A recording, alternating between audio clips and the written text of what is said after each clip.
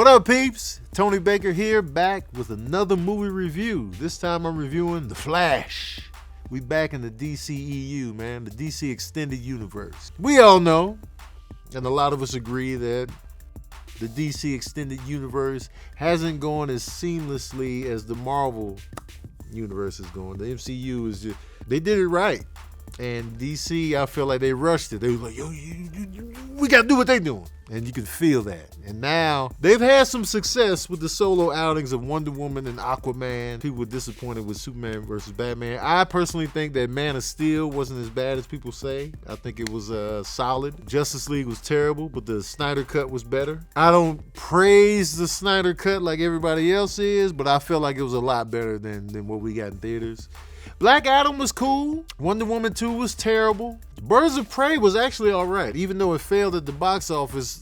Personally, when I watched it, I was like, it was legit to me. The first Shazam was cute. The second one was cute, but it was like cute and like, man, look out.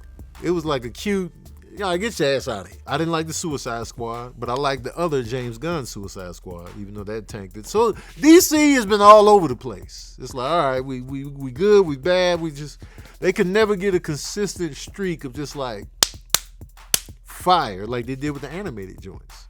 So now we got The Flash. Now we all know Ezra Miller's real life shenanigans. He's out.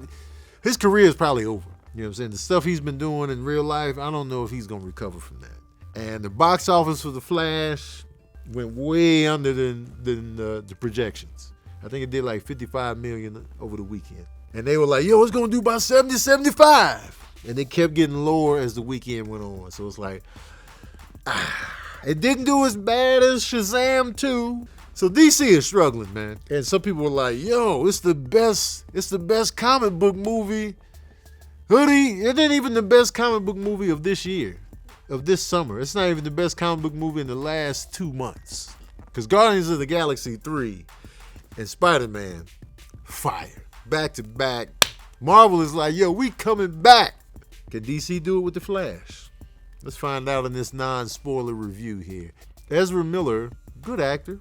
I feel like, he was just relegated to the funny guy in the Justice League movies and not given a lot of meat on the dramatic bone. Now this is all about him. It's about Flash wanting to go back and prevent his mom from being murdered. Now, if you're familiar with the Flashpoint story in the DC saga, it's great. It's one of the better DC storylines. If you haven't seen the animated version of it, I highly recommend you watch it because it's a good time. So we going into that realm with this movie. He wants to go back in time. He figured out that he can time travel. He's so fast, he can time travel. That's my beef with DC characters. They're overpowered. OP, man. Superman can just do too much shit.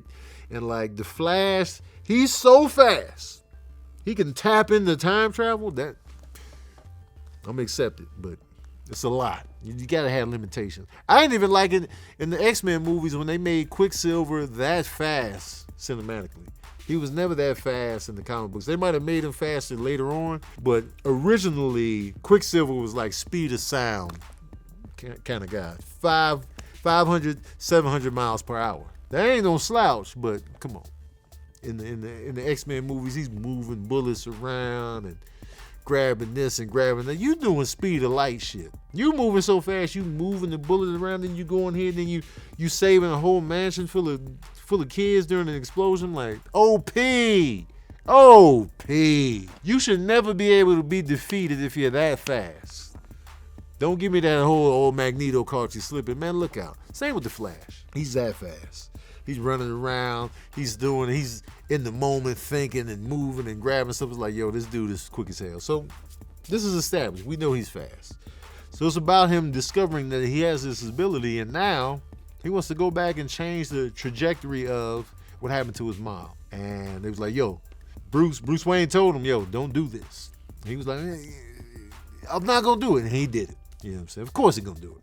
And so he changed up a lot of shit. So once he went back in time, he splintered the multiverse. So now we got a a multiverse going on. Same people with just different outcomes, different things going on. So when he gets back to the real reality, it's just like, yo, there's no Superman now. There's no this and that. And now we got General Zod coming here to take us all out, but we got nobody to protect the planet. Oh, what did I do?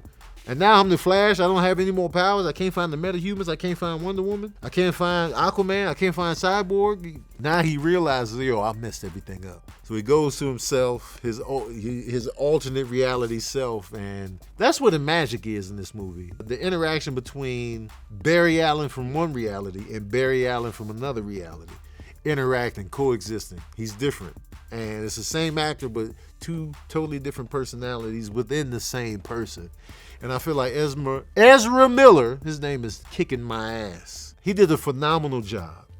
Outside of who he is as a person in reality, looking at the work here, he did a great job on the acting front. Like, I really believe that these two individuals were really interacting, really in the same space, and really not even the same person.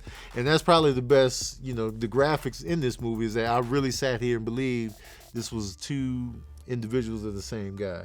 Some of the CGI in this movie is bad. There's some babies in here that look super fake. Big fake. Like, they didn't even try to make these babies look real. And I was like, what the hell is going on here? And it was good to see. Now, the main selling point is that we're going to have the Ben Affleck Batman. We're going to have Michael Keaton coming back as Batman. It's going to be crazy. It's going to be wild. We got a Supergirl in this thing. It's going to be like, man, it's going down.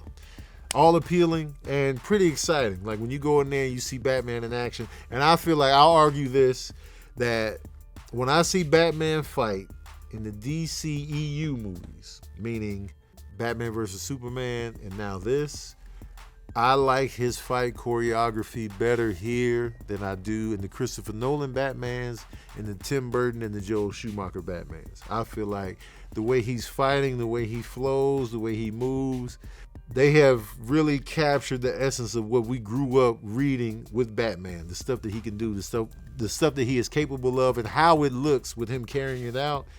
Looks dope in these DCEU movies. This movie is no exception. To see Michael Keaton as Batman fighting in the way that he does in this movie, we wasn't going to get that from a Tim Burton Batman. He all stiff, his neck can't even move. It's just like basic punches and hits and throwovers.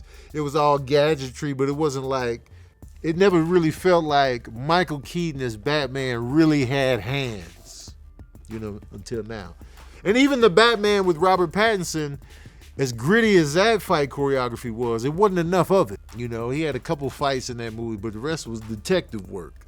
So I really feel like seeing Batman fight in these movies are exciting, and that's one of the elements that I really enjoyed in this movie. And Michael Keaton was great. And I like Ben Affleck as Batman too. Like, I've always liked Ben Affleck as Batman. I feel like his physicality and the way that his Batman costume looks is one of my favorite looks in the whole thing.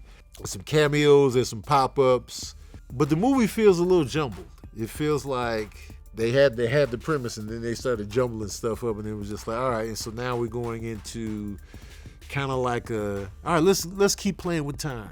Kind of like what Doctor Strange did when he was fighting Dormammu. Let's just keep this going and see what's going to happen. And then it was like, all right, you kind of lose the edge of your seat vibe once you start doing that. And then it was like everything was looking too fake. The CGI was just like, is General Zod even really here? Is this really Michael Shannon, or is this just all computer generated? I started asking myself that. So I got to ding it for that. Just the jumbledness of it. I don't know, the stakes didn't really feel like the real stakes at the end of the movie. And so I was just like, all right, I had a good time. But forget all that. You want to know the smooth jazz review of The Flash? Well, here it is. Oh, yeah. I'm giving The Flash 3 saxophones out of 5. It was solid. I put it up there with like Black Adam. Maybe Black Adam might be a little higher, just a little bit, because I really like The Rock as Black Adam. I feel like he was a great Black Adam. The fight scenes are really cool. I would put The Flash over Wonder Woman 2 and Shazam 2 and Suicide Squad, the first one. I would put it above Batman versus Superman. I would put it above the Justice League, the original Justice League without the Snyder Cut. It's somewhere in that realm. Matinee it up. But if you got beef with Ezra Miller, this is not the movie that's gonna, pull you out of that. I'm standing on something. But if you want to see Michael Keaton back yet again, Go watch it for Michael Keaton. He did his goddamn thing. I love Michael Keaton though. I'm a Michael Keaton nut. You feel me? Pause. All right, y'all, that's my review for The Flash. Let me know what you thought of the movie in the comments section below. Also, let me get your ranking of the DCEU movies, top to bottom. Rank it up for me, man. Let me know. And let me know how you also feel about the Batman fight choreography. What movie, it could be Christopher Nolan, Joel Schumacher, Tim Burton, or this new DCEU Batman, which Batman fighting performance is your favorite in the whole cinematic Batman, vibe? Not including the Batman movie with Adam West, where they had the shark repellent. We're not counting that. But let me know in the comment section below. Don't forget to like, share, and subscribe. And as usual, we out here.